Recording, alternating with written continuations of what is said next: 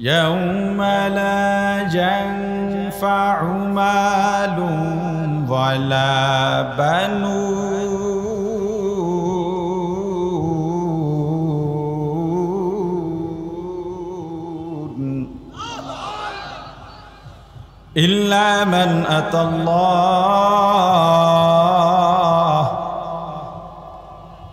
إلا من أتى الله بقلب سليم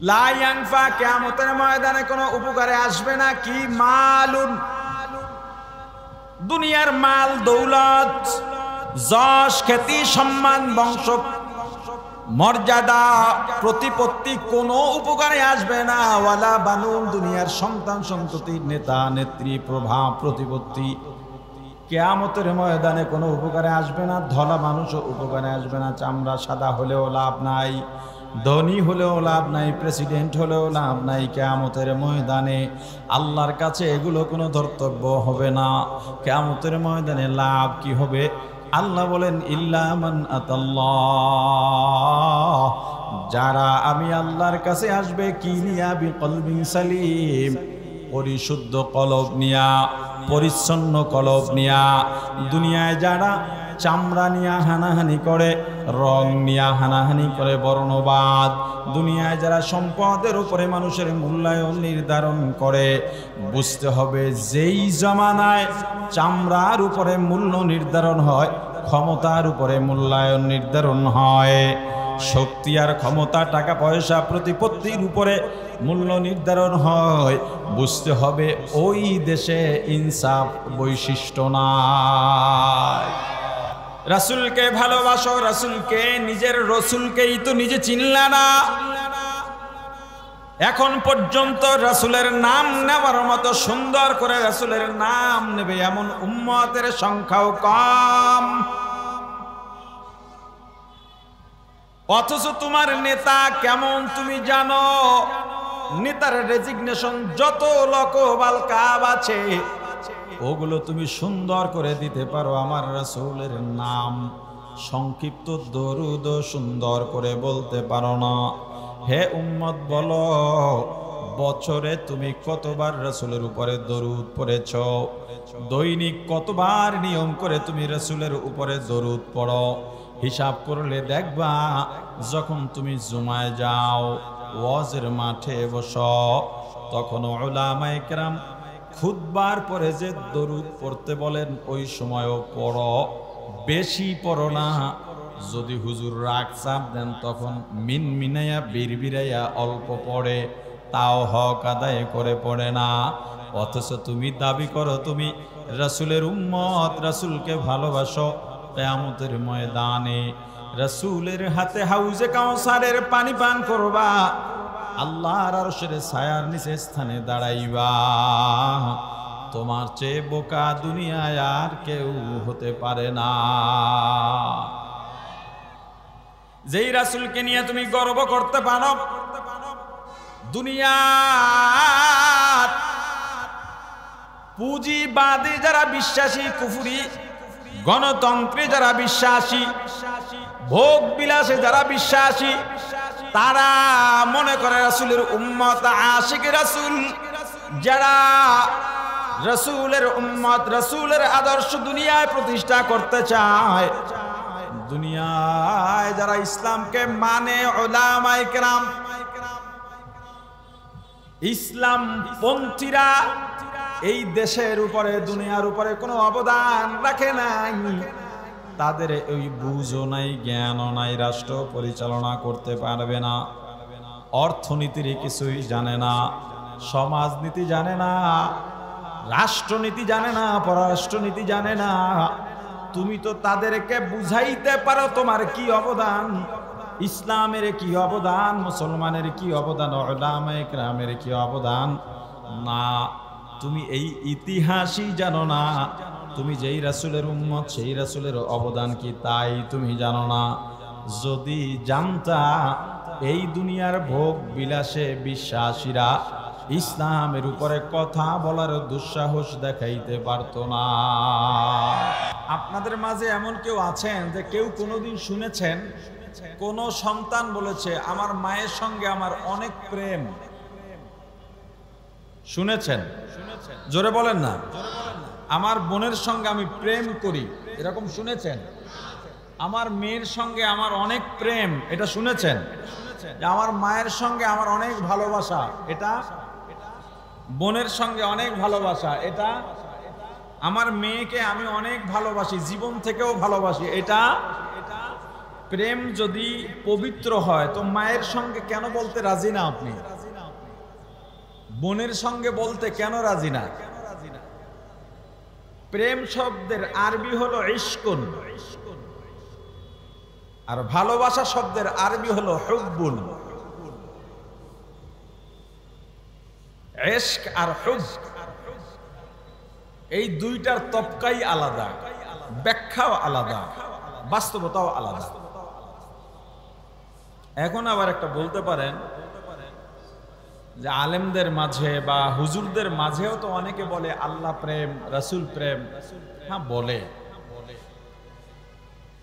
এই বলাটা অবৈধ সম্পর্কের থেকে না, অপবিত্র চিন্তায় না, বলে পবিত্র চিন্তায়। তবে আল্লাহ রাসূলের সঙ্গে প্রেম শব্দ ব্যবহার না করা উচিত। যেমন আমরা আল্লাহ তাআলার জায়গায় অনেকে অনেক সময় খোদা তাআলা বলি, কথা বলে না, বলি কিনা? এখন অনেকে প্রশ্ন করে আল্লাহকে যদি ঈশ্বর না বলা যায় আপনারা খোদা বলেন কেন? খোদাও তো আল্লাহর নাম না। আমরা ছোটবেলায় দেখেছি যে ইংরেজি শব্দের বাংলা যে অর্থগুলো বা বাংলার যে ইংরেজি করতো সেখানে আল্লাহর ইংরেজি লেখা ছিল গড, এখন সেটা সংস্কার হয়েছে। এটা মূলত একটা কূটকৌশল ছিল। আল্লাহর নির্বাচিত যে নামগুলো আল্লাহ নিজে দিয়েছেন এর বাইরে অন্য কোনো নামে আল্লাহকে ডাকা যাবে না। বিশেষ করে গড, ঈশ্বর, ভগবান এ নামে আল্লাহকে ডাকাই যাবে না। যদি কেউ বলে আল্লাহরই একটা প্রতিশব্দ গড বা ভগবান কিংবা ইংরেজিতে এইটা বলে, তখন তাকে জবাব দেবেন নামের কোনো ইংরেজি হয় না। নাম ইংরেজিতেও যা, বাংলায়ও তা, আরবিও এক, ফার্সিও এক, উর্দু এক, নামের কোনো হেরফের হয় না। কথা বুঝেন নাই? যেমন মনে করেন আমার নাম হাবিবুর রহমান, ইংরেজিতে কি হবে বলেন না? আরবিতে আপনার নাম আব্দুল্লাহ, ইংরেজিতে কি? আল্লাহর নাম আল্লাহই থাকবে, এইটার কোনো আলাদা প্রতিশব্দ নাই। খোদাও তো আল্লাহর দেওয়া নাম না। খোদা মূলত খোদ, এটা একটা উর্দু শব্দ। বলা যায় সূরাতুল ইখলাস বা কুল হু আল্লাহ সূরার ফুল সার মর্মের সংক্ষিপ্ত একটা শব্দ হলো খোদ। মানে আল্লাহ কারো থেকে জন্ম নেন নাই, জন্ম দেন নাই, একাই সৃষ্টি। লাম ইয়ালিদ ওয়া লাম ইউলাদ। আমরা সেই খোদ বখত থেকে আল্লাহকে খোদা বলি, তবে আল্লাহর নাম হিসাবে বলি না, আল্লাহর গুণাগুণ বা সিফত হিসেবে বলি। তবুও আমি ব্যক্তিগতভাবে মনে করি খোদা ব্যবহার না করাই ভালো, যেহেতু আল্লাহ অনেকগুলো নাম দিয়েছেন। অনুরূপভাবে আল্লাহ প্রেম, রাসূল প্রেম যদি কেউ ব্যবহার করে গুনাহ হবে না, না করা ভালো। এখন ভালোবাসা আসলে কি? ভালোবাসা হলো বৈধ কোনো সম্পর্কের প্রতি, সম্পর্কের বাইরে কোনো আলাদা ভালোবাসা হয় না। বৈধ সম্পর্কের প্রতি যেই টান বা ব্যাকুলতা তৈরি হয়, যাকে ভালোবাসি তার চাহিদা পূরণ করবার জন্য ভেতরে যেই ব্যাকুলতা তৈরি হয়, ওই ব্যাকুলতার নাম ভালোবাসা। এই ব্যাকুলতা অবৈধ সম্পর্কে গেলে হয় প্রেম, যেটা অপবিত্র। বৈধ দিকে গেলে হয় ভালোবাসা, যেটা কি পবিত্র। যেমন আপনি আপনার বিবিকে ভালোবাসেন, আপনার ছেলেকে ভালোবাসেন। আপনার ছেলে বলল, বাবা আমি পাশের বাসায় আমার ছোট্ট বন্ধুর পায়ে দুইটা জুতা দেখেছি, খুবই সুন্দর নতুন ডিজাইনের।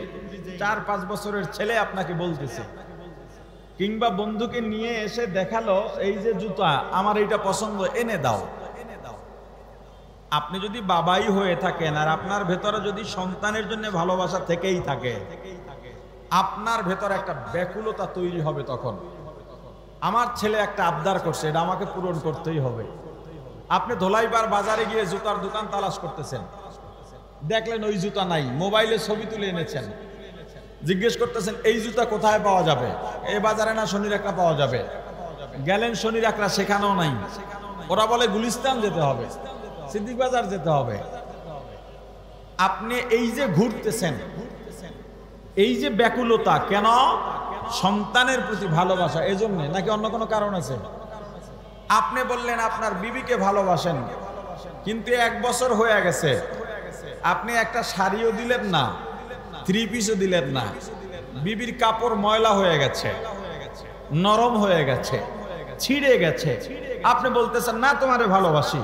বিবি বলতেছে তাহলে আমার জন্য কিছু প্রয়োজনীয় জিনিস আনো। আপনার ভিতরে ব্যাকুলতা তৈরি হলো না, কিন্তু আপনি দাবি করতেছেন আমি ভালোবাসি। আপনি বলেন আপনার দাবি করা ভালোবাসা সত্য না মিথ্যা? জোরে বলেন, ভালোবাসা কোনটা? আমার ভালোবাসার ব্যক্তি যেটা চায় ওইটা বাস্তবায়ন করার জন্য আমার ব্যাকুলতা যদি তৈরি হয় এবং সেটার বাস্তবায়ন ঘটে, তখন প্রমাণ হবে আপনি আসলেই ভালোবাসেন। কথা কি বুঝতে পেরেছেন? এবার আসেন, আল্লাহর রাসূল বলছেন ভালোবাসতে হবে সবচাইতে রাসূলকে বেশি। কাকে? রাসূলকে। এখন আমাদের এখানে দেখা দরকার রাসূল আমাদের থেকে কি চাইলেন। রাসূল বলতেছেন দাড়ি কামাইও না। আপনি কামাইতেছেন আর বলতেছেন আমি রাসূলকে ভালোবাসি। আপনার ভিতরে রাসূলের এই কথাটা বাস্তবায়ন করার কোনো ব্যাকুলতাই দেখা গেল না, তৈরি হলো না। আপনি জশ্নে জুলুস আর ঈদে মিলাদুন নবীর স্লোগান মিছিল দিয়া কপালে ওই যে একটা ফিতা দিলেন রাসূলের স্লোগানের নামে, মিছিল শেষে কোনা কাঞ্চিতে বসে বিড়ি ধরাইলেন। সোশ্যাল মিডিয়ায় এমন দৃশ্য দেখেছেন কিনা? কথা বলে না। আশেকে রাসূলের একটা ফিতা আছে মাথায় বান্দা, মিছিলও করলো সামনে সামনে। মিছিল শেষ, কি টানে? তাহলে কি রাসূলের প্রতি ভালোবাসা সে যে দাবি করলো, এই দাবি সত্য না মিথ্যা? দাবি প্রমাণ হয় কখন? যখন ভালোবাসায় চাওয়া পাওয়া, চাওয়ার প্রত্যাশা ঘটাইতে আপনার ভেতরে ব্যাকুলতা তৈরি হলো এবং সেটার বাস্তবায়ন ঘটাবেন, তখনই প্রমাণ হবে আপনি ভালোবাসেন। এখন বলেন রাসূলের প্রতি ভালোবাসা আসলে কত % মানুষের আছে? মুহাম্মদুর রাসূলুল্লাহ সাল্লাল্লাহু আলাইহি ওয়াসাল্লাম বিশ্বের এমন একজন ব্যক্তি যার মাধ্যমে কিয়ামত পর্যন্ত জান্নাতে যাওয়া কিংবা সফলতা অর্জন করবার আর কোনো পথ বাকি নাই, যেই পথ তিনি বাতলাইয়া গেলেন। আল্লাহই ঘোষণা দিয়া দিলেন আল ইয়াউমা আকমালতু লাকুম দীনাকুম ওয়া আতমামতু আলাইকুম নি'মাতি ওয়া রাদিতু লাকুমুল ইসলাম দীনা। এই পৃথিবীতে যত মনীষী মারা গেছে এ পর্যন্ত প্রত্যেকের ক্ষেত্রে একটা কথা আছে যে লোকটা যদি আরো কয়দিন বাঁচতেন আরো অনেক কিছু কইরা যাইতে পারতেন। কথা কয় না? একমাত্র মুহাম্মদুর রাসূলুল্লাহ সাল্লাল্লাহু আলাইহি সাল্লামের ক্ষেত্রে এই কথা নাই, এবং সেই ঘোষণা আল্লাহ নিজে দিয়েছেন যে আপনার মাধ্যমে দিন পরিপূর্ণ হয়ে গেছে, আর কোনো কিছু বাকি নেই। এবং পৃথিবীর কাউকে কখনো বলতে শুনবেন না নবীজি যদি আর কয়টা দিন বেঁচে থাকতেন তাহলে ইসলামের এই অপূর্ণাঙ্গ বিষয়টা পূর্ণাঙ্গ করতে পারতেন। শুনছেন কখনো? যখনই রাসূলের মাধ্যমে সব পূর্ণ হয়ে গেল, আল্লাহ ঘোষণা দিয়ে দিয়েছেন আল ইয়াউমা আকমালতু লাকুম দীনাকুম ওয়া আতমামতু আলাইকুম নি'মাতি ওয়া রাদিতু লাকুমুল ইসলাম দীনা। হাবিব আমার, আপনার মাধ্যমে দিন পরিপূর্ণ হয়ে গেছে এখন যদি কেউ জান্নাতে যেতে চায়, আপনার দেখানো পথ অবলম্বন করলেই জান্নাতে যেতে পারবে। যদি কেউ জাহান্নাম থেকে বাঁচতে চায়, আপনার দেখানো পরিহারযোগ্য ব্যাপারগুলো পরিহার করলেই জান্নাতে যেতে পারবে। দুনিয়ায় নতুন আর কিছু দরকার নাই, আপনাকে ভালোবাসবে, ভালোবাসার বাস্তবায়ন ঘটালেই উম্মত জান্নাতে চলে যাবে। রাসূলকে ভালোবাসো, রাসূলকে, নিজের রসুলকেই তো নিজে চিনলা না। এখন পর্যন্ত রাসূলের নাম নেওয়ার মতো সুন্দর করে রাসূলের নাম নেবে এমন উম্মতের সংখ্যাও কম। অথচ তোমার নেতা কেমন তুমি জানো? নেতার রেজিগনেশন যত লকবাল কাব আছে ওগুলো তুমি সুন্দর করে দিতে পারো আমার রাসূলের নাম। সংক্ষিপ্ত দরুদ সুন্দর করে বলতে পারো না। হে উম্মত, বলো বছরে তুমি কতবার রাসূলের উপরে দরুদ পড়েছ? দৈনিক কতবার নিয়ম করে তুমি রাসূলের উপরে দরুদ পড়ো? হিসাব করলে দেখবা যখন তুমি জুমায় যাও, ওয়াজের মাঠে বসো, তখন উলামায়ে কেরাম খুতবার পরে যে দরুদ পড়তে বলেন ওই সময়ও পড়ো, বেশি পড়ো না। যদি হুজুর রাগ চাপ দেন তখন মিনমিনাইয়া বিড়বিড়াইয়া অল্প পড়ে, তাও হক আদায় করে পড়ে না। অথচ তুমি দাবি করো তুমি রাসূলের উম্মত, রাসূলকে ভালোবাসো।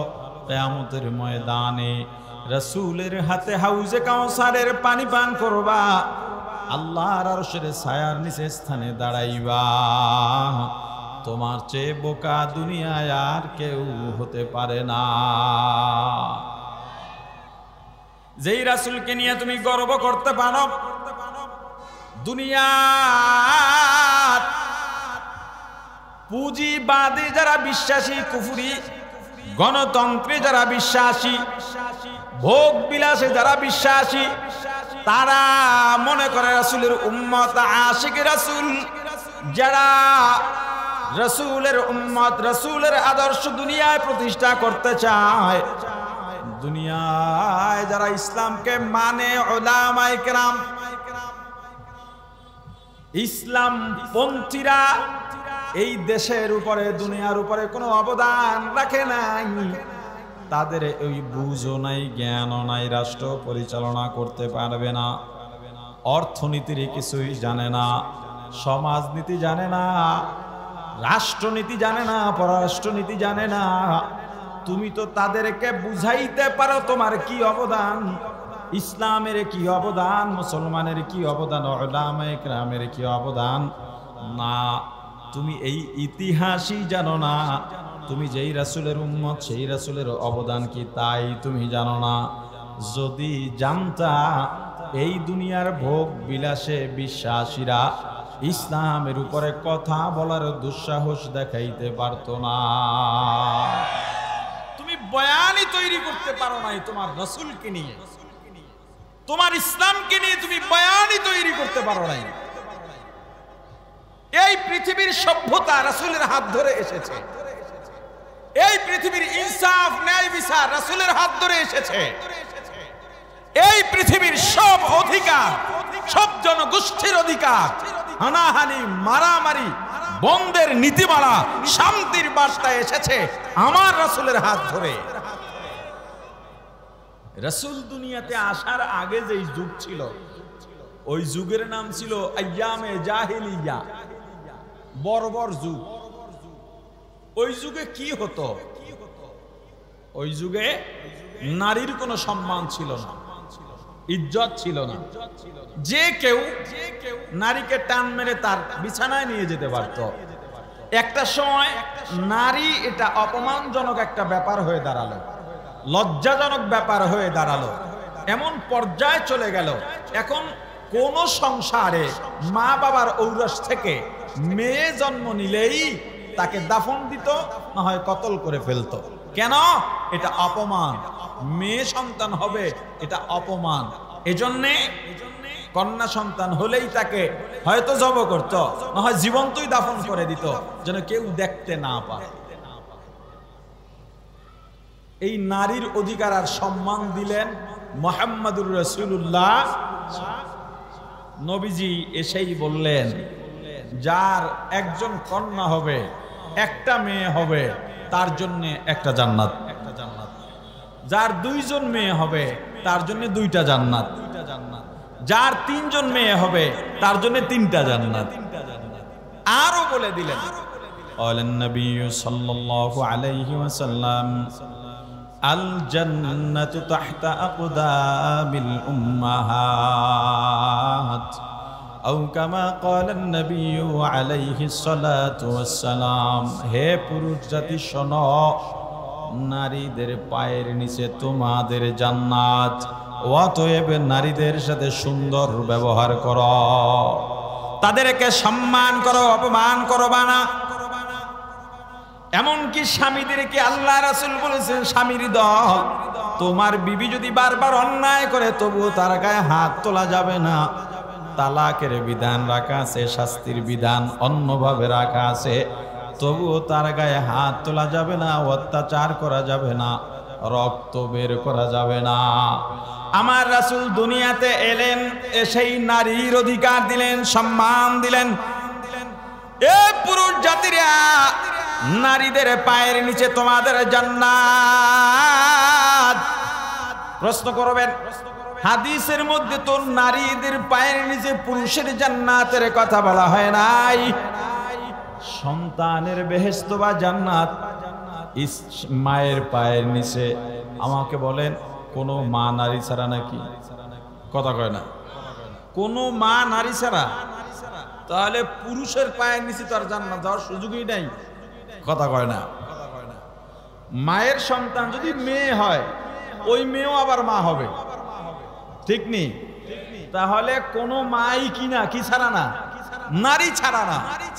নারীদের পায়ের নিচে তোমাদের জান্নাত। আল্লাহর রাসূল এমন অধিকার দিয়ে দিলেন নারীদেরকে যে বাদশা, রাজা বাদশা যেমন বসে বসে খায়, অর্ডার করে, নারীও ঘরে বসে বসে খাবে, অর্ডার করবে।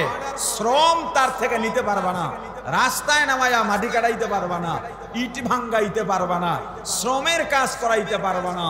ঘরে বসে বসে অর্ডার করবে, আজকে গোশত লাগবে, মাছ লাগবে, সবজি লাগবে, ওষুধ লাগবে, আর তুমি তার হুকুম পালন করবা, তাকে ঘরে নিয়ে দিয়ে আসবা। একজন নারীকে রাজা বাদশার থেকেও সম্মান দিয়া পাঠাইছেন। আল্লাহ রাসূল বলেন, মনে রেখো, তুমি আলেম হলেও তোমার মা নারী, তুমি বাদশা হলেও তোমার মা নারী। অতএব নারী জাতিকে সম্মান করো। এমন একটা অধিকার আল্লাহর রাসূল নারীকে দিলেন আর সম্মান দিলেন।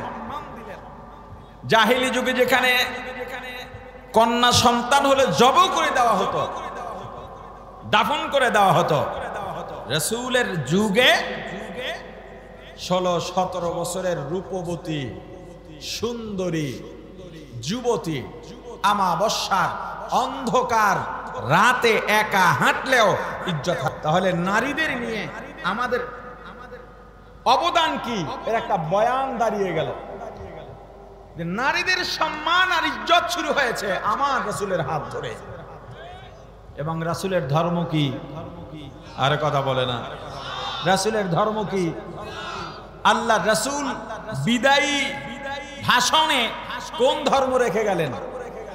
আল্লাহর মনোনীত ধর্ম কোনটা? এই ইসলাম নারীকে সম্মান দিয়েছে। টিভি টক শোতে বসে 2-4 জন নিয়ে সাংবাদিক কি বলে শাহবাগে দাঁড়াইয়া বড় বড় টিপ পইরা যদি বলো হিস্সা চাও, এতেই তোমার অধিকার বাস্তবায়ন হবে না, বরং তোমরা আবার সেই বর্বর যুগের নারীদের সেই বেহাল দশার দৃশ্য চিত্রায়ন করতে চাও। এই এক কথার উত্তর ওরা জীবনেও দিতে পারবে না। অথচ ওদের বয়ান ওরা দাঁড় করিয়ে ফেললো, কি বলে?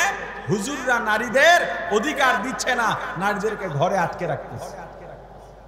ওদের বয়ান তৈরি হয়ে গেছে, ওদের বয়ান এখন সবাই খায়, টিভি টক শোতে ওদের কথাই সবাই মুখে আওড়ায়। অথচ ইসলাম যে নারীদেরকে কোথা থেকে ধরে কোথায় এনে দাঁড় করিয়েছে, সেই ব্যর্থতা আমরা যে প্রকাশ করতে পারি নাই, আমরা আমাদের বয়ান দাঁড় করাতে পারি না।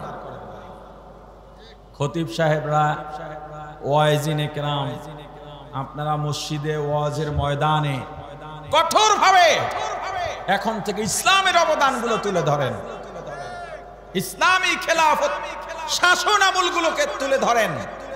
কিভাবে বাঘ আর হরিণ শত্রুতা ভুলে এক ঘাটে পানি খেয়েছে, ইসলামী অনুশাসনের আওতাধীন এবং ইসলামী খেলাফতের শাসন আমলে এই টুপিওয়ালাদের হাত ধরে সেই বয়ানগুলো তুলে ধরেন। ইসলামের অবদানকে মানুষকে একেবারে করোনা কুহুরে ঢুকিয়ে দিন। ইসলাম ছাড়া এই দেশ না, পৃথিবীর কোনো গতি নাই। শান্তি একমাত্র ইসলামেই আছে, অন্য কোথাও নাই। আমার রাসূল দুনিয়াতে আসার আগে আইয়ামে জাহিলিয়ার যুগে গোত্র গোত্র মারামারি হতো। প্রত্যেকটা পয়েন্ট ভালো করে ধরবেন। গোত্র গোত্র মারামারি হতো আধিপত্য নিয়ে। বড় একটা অংশ সেই জাহিলি যুগকে আবার এখন বাস্তবায়ন করতে চায়। আমার দেশেও এখন গোত্র গোত্রের ব্যাপার না থাকলেও দল দল ব্যাপার আছে না নাই? আধিপত্য নিয়ে মারামারি হানাহানি আছে না নাই? আর ইসলাম রাসূলের আদর্শ ধারণ করে ওলামায়ে কেরাম বলতেছেন এটা করা যাবে না। আমাদের কি পেশি শক্তি নাই মনে করেন? আরে কথা বলে না। আলেমদের কি পেশি শক্তি নাই? আলেমরা কি এই আধিপত্যের লড়াই করতে জানে না, বোঝে না? ব্যবসা জানে না, রাষ্ট্র চালানো বোঝে না, সমাজ চালানো বোঝে না, আধুনিকায়ন হতে কি কি লাগবে এটা কি আলেমরা বোঝে না? আমাদের পেশি শক্তিও আছে, জোরও আছে, ক্ষমতাও আছে, প্রভাবও আছে, কিন্তু ওলামায়ে কেরাম এদিকে না গিয়ে শান্তির পথ কেন বেছে নিলেন? কারণ আমাদের সামনে রাসূলের আদর্শ আছে। আমরা রাসূলের আদর্শ নিয়ে সামনে বাড়ি। তবে আমরা ঝগড়া করি না, ফাসাদ করি না। তুমি যদি আমার পায়ে পাড়া দিয়ে ঝগড়া করতে চাও, ঝগড়া আমরা তখন করব। আমার পায়ে পাড়া দিলে তো আর আমি চুপ থাকবো না। কথা বলে না। তুমি যখন ইসলামের বাধা হয়ে দাঁড়াবে তখন তো চুপ থাকা যাবে না। আর বোকার স্বর্গে বাস না করে ফিরে আসেন। শান্তি কোথায় খোঁজেন? গতবার ধলামিয়া, এবার কালামিয়া, আবার সামনের বার ধলামিয়া, পরের বার কালামিয়া। এই ধলামিয়া আর কালামিয়ায় আর কতকাল আটকে থাকবেন? হ্যাঁ, এবার ফিরে আসেন। গোত্র গোত্র আধিপত্য নিয়ে মারামারি হতো। এমন কি সাদা আর কালো বর্ণবাদ, কালোদেরকে সাদাওয়ালারা, সুন্দরীরা, সুন্দর চামড়ার মানুষেরা কালো চামড়ার মানুষকে মানুষই মনে করতো না। এদের সাথে বিবাহ বন্ধন আবদ্ধ হতো না, আত্মীয়তার সম্পর্ক করতো না, একই বাজারে বাজার করতো না, একই বসতিতে তাদেরকে ঘর উঠাইতে দিত না, তাদের সঙ্গে লেনদেন নাই, চলাফেরা নাই, আচার ব্যবহার সবকিছু বন্ধ। কারণ কালো ওরা মানুষই হতে পারে না। আমার রাসূল এসে সারা পৃথিবীর মানুষকে লেবেল করে দিলেন। ওই সময় ধনী আর গরিব, ধনীরা গরিবদের মানুষই মনে করতো না। গরিবরা হতো অত্যাচারিত, তাদেরকে অত্যাচার করা হতো, নির্যাতন করা হতো, হুকুমের দাস বানিয়ে রাখা হতো, তাদের কোনো মূল্য ছিল না। আল্লাহর রাসূল এসে পুরো পৃথিবীর মানুষকে লেবেল করে দিলেন। সাদা কালোর ব্যাপার নাই, ধনী গরিবের ব্যাপার নাই। মানুষের বিচার, মানুষের মূল্যায়ন চামড়া দিয়া হবে না, অর্থ দিয়া হবে না, পেশি শক্তি দিয়া হবে না, বংশ দিয়া হবে না। মানুষের সম্মান আর মূল্যায়ন হবে অন্তরের উপরে বিচার করে। কিসের উপরে? আরে কথা বলে না, কিসের উপরে? অন্তরের উপরে হিসাব করে মানুষের মূল্যায়ন হবে। يوم لا ينفع مال ولا بنون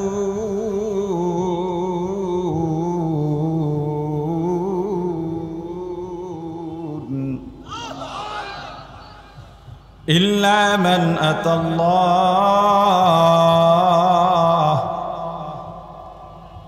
ইল্লা মান আতাল্লাহ বিকলবিন সালিম।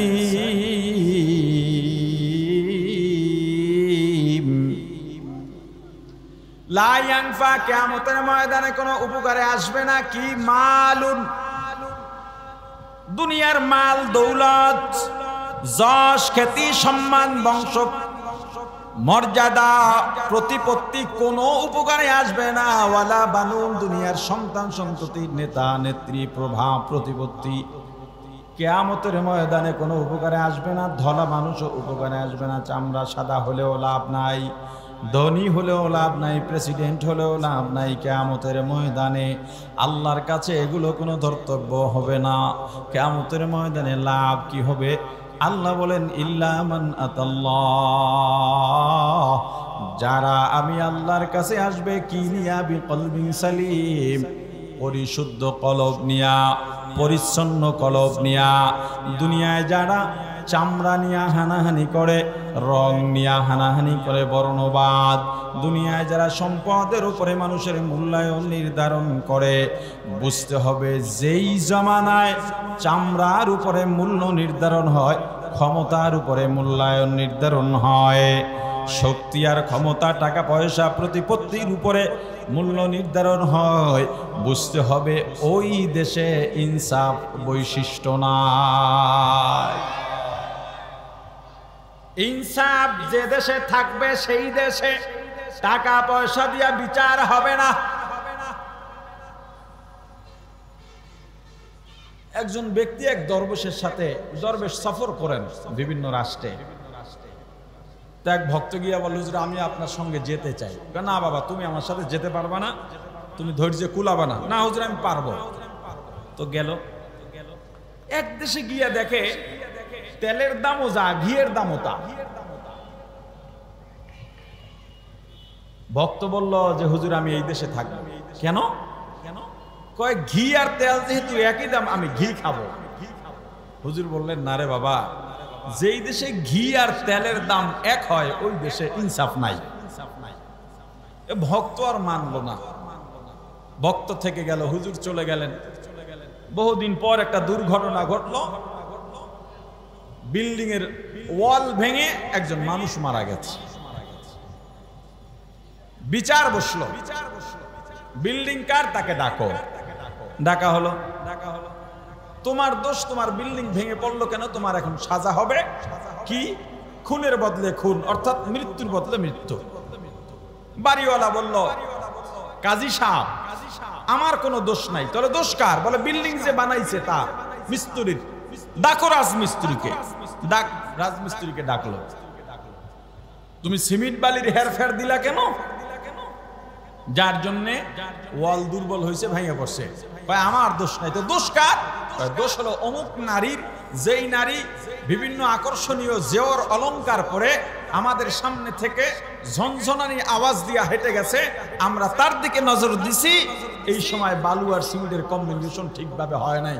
দোষ আমাদের না, দোষ ওই নারীর। কত নারীকে ডাকো। ইনসাফ কি আছে? কথা কয় না। ইনসাফ কি আছে? ওই নারীকে ডাকো। নারীরে ডাকছে, তোমার ফাঁসি হবে। বলে দোষ আমার না, দোষ কার? দোষ স্বর্ণকারের। এত সুন্দর করে জেওয়ার বানাইছে, আমি বানাই নাই। কত স্বর্ণকারের ডাকো। স্বর্ণকার তুমি এত সুন্দর করে বানাইলা কা? আমার কাজই তো এইটা। তো বানাইছো কাজ এইটা, তোমার কারণে একজন মানুষ মারা গেছে, অতএব তোমার ফাঁসি হবে। স্বর্ণকার আর কোনো অজুহাত দেখাইতে পারে নাই। স্বর্ণকারের ফাঁসি হবে। স্বর্ণকার দাঁড়ায় গেছে, কিন্তু ফাঁসির যে রশি, স্বর্ণকার এত শুকনার শুকনা, ওই রশি আর গলায় বাজে না, ফাঁসি হয় না। তাহলে এখন কারে ফাঁসি দিবে? কাজী সাহেব কইলো, শহর খোঁজো, সবচেয়ে মোড়া কোনটা আছে ওটা ধরে আনো। খুঁজতে খুঁজতে পাইছে ওই যে ঘি খাওয়াই না মোড়াইলা, এরে ধরে নিয়ে এসে এত সুন্দরভাবে ফিট হয়ে গেছে। এর মধ্যে সেই দরবেশের আগমন। দরবেশের হাতে পায়ে ধরে কাঁপতেছে, হুজুর আমাকে বাঁচান। বলে তোমাকে বলেছিলাম যেই দেশে ঘি আর তেল একই দামে বেচে, ওই দেশে ইনসাফ থাকে না। এখন তোমার ফাঁসি পড়তেই হবে। না হুজুর আমারে বাঁচান, আমি আর জীবনে ভুল করব না। হুজুর এমন এক ফজিলত দিলেন, আজকের এই ফাঁসি হলে এই ফজিলত আছে, ওইটা আছে, এটা আছে, কাজী বললো তাহলে এই ফাঁসি আমারই দাও, যেহেতু এত ফজিলত। বুঝাইতে চাইলাম, যেই দেশে ইনসাফ নাই, যেই দেশের মধ্যে কুলি আর শিক্ষিত সংসদে একসাথে কথা বলার সুযোগ পায়, যেই দেশের সংস্কৃতি ক্ষমতায় গেলেই একজন কুলি মেথর শিক্ষকের সামনে দাঁড়ায় আঙুল উঁচু করে কথা বলে, ওই দেশে ইনসাফ থাকে না। ইনসাফ প্রতিষ্ঠা করতে হলে কি লাগবে? ইসলাম লাগবে। কি লাগবে? জোরে বলেন।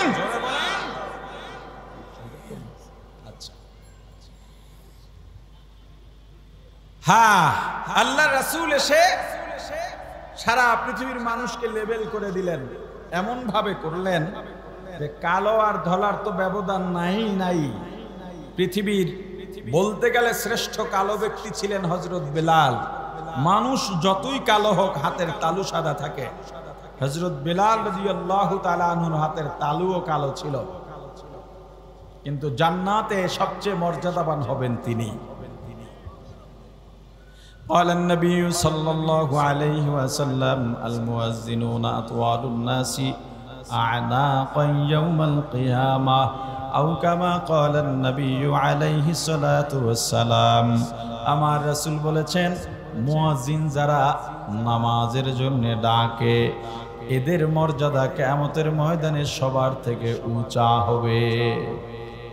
প্রাণের ভাই আমার, এজন্য রাসূলের ইতিহাসগুলো পড়েন, রাসূল দুনিয়াতে আসার আগের থেকে পড়া শুরু করেন। রাসূল নবুয়তের আগ পর্যন্ত রাসূলের জীবনে কি কি ঘটেছে তাও পড়েন। নবুয়তের পরে 63 বছর পর্যন্ত 23 বছরের জিন্দেগি নিয়েও পড়েন রাসূলের অবদান কি। এর পরবর্তীতে ইসলামী অনুশাসন, ইসলামী খেলাফতের যেই রাজ্যগুলো আছে, অনুশাসনগুলো আছে, এগুলো পরে ইতিহাস জানেন। এরপরে আপনি ইসলামের পক্ষে কথা বলেন, ইসলামের বয়ান দাঁড় করান, ইসলামের অবদান মানুষের সামনে তুলে ধরেন। পাশ্চাত্যবাদীরা কোনোদিন ইসলামের সামনে মাথা উঁচু করে দাঁড়াতে পারবে না। যতটুকু আলোচনা করেছি, আলোচনায় যত ভুল আমার পক্ষ থেকে, যত ভালো আল্লাহর পক্ষ থেকে, আমার ভুলগুলো শুধরাইয়া আল্লাহর ভালোগুলো গ্রহণ করার তৌফিক দান করেন। সুবহানাল্লাহি ওয়া বিহামদিহি, সুবহানাকাল্লাহুম্মা ওয়া বিহামদিকা আশহাদু আল্লা ইলাহা ইল্লা আনতা আস্তাগফিরুকা ওয়া আতুবু ইলাইক। আসসালামু আলাইকুম ওয়া রাহমাতুল্লাহ।